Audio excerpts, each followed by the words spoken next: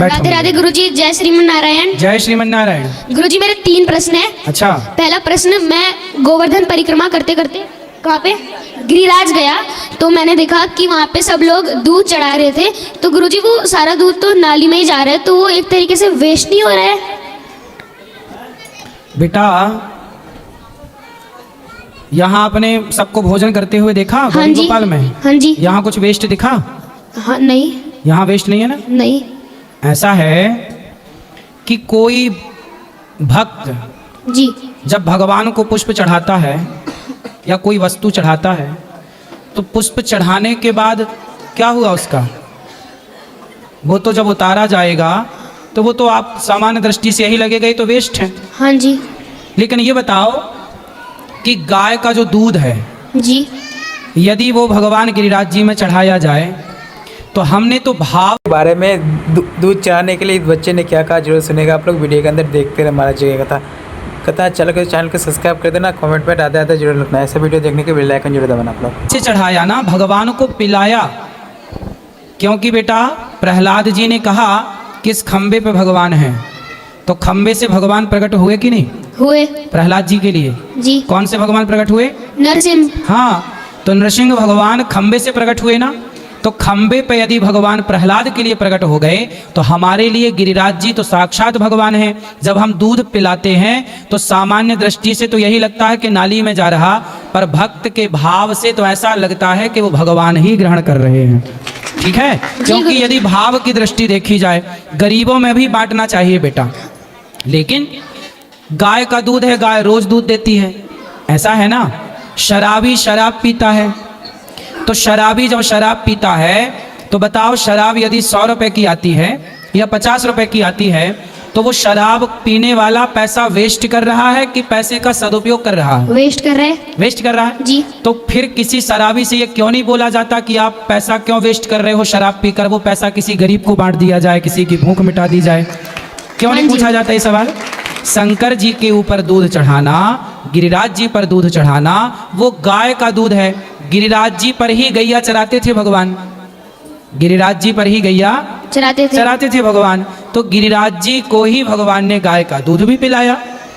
तो ये भक्तों का भाव है कि भगवान ने भोग लगाया, हम भी भोग लगाएं, हम भी भगवान गिरिराज जी को। वो दिखता है कि वेस्ट हो रहा है, और गाय का दूध तो देखो वहां बेचने वाले उनको भी तो रोजगार मिलता होगा कि नहीं? हाँ जी।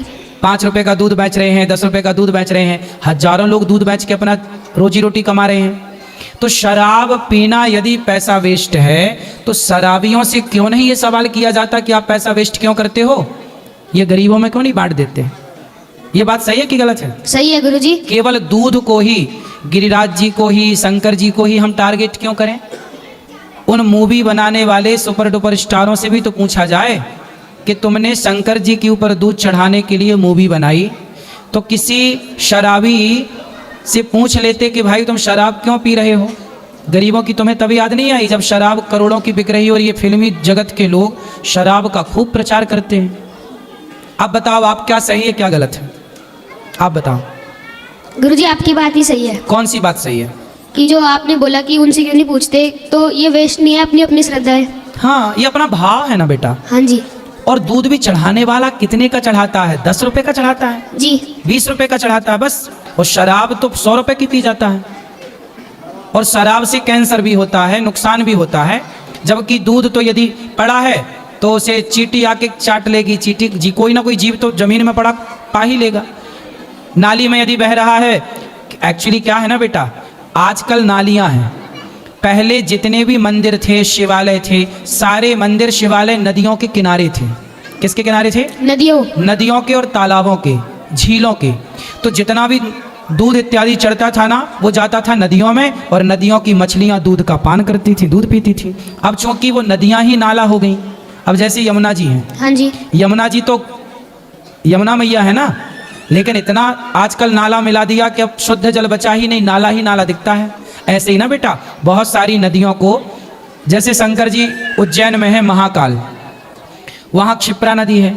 अब क्षिप्रा नदी की स्थिति यह है कि सूख जाती है, सूख जाती है तो वो शंकर जी के ऊपर चढ़ा हुआ दूध बहता है, ऐसा लगता है नाली पे जा रहा है, जबकि वो नदी है, पर नदी की स्थिति अब नाले जैसी हो गई।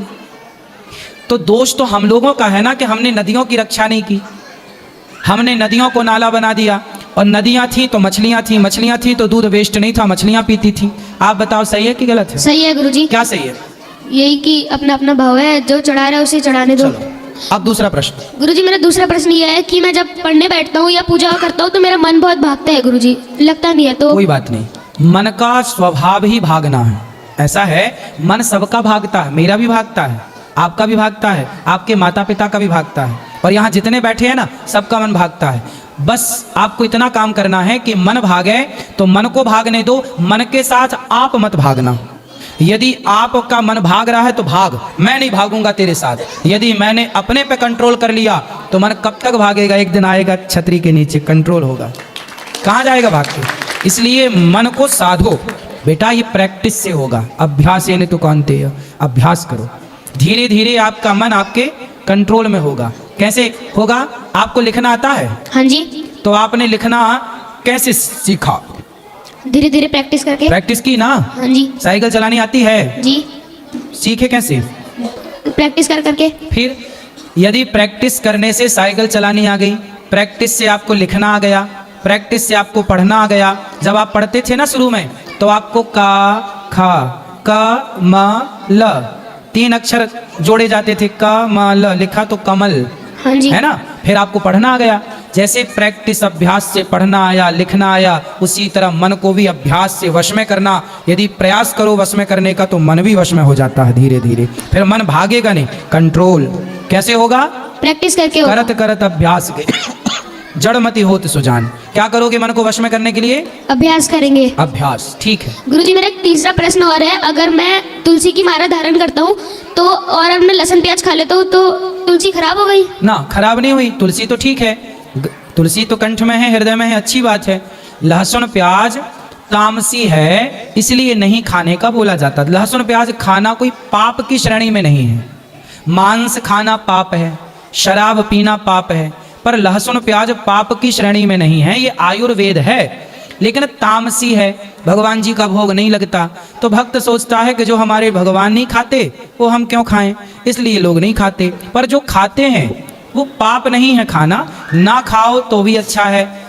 ऐसा है ना, खाते हो ना तो ऐसा लगता है खाना, लेकिन नहीं खाना शुरू कर दोगे ना तो धीरे धीरे आपको फिर बिना लहसुन प्याज के भोजन अच्छा लगने लग जाएगा। गुरुजी पर अगर माला पहनी है तो खाना चाहिए या नहीं खाना चाहिए?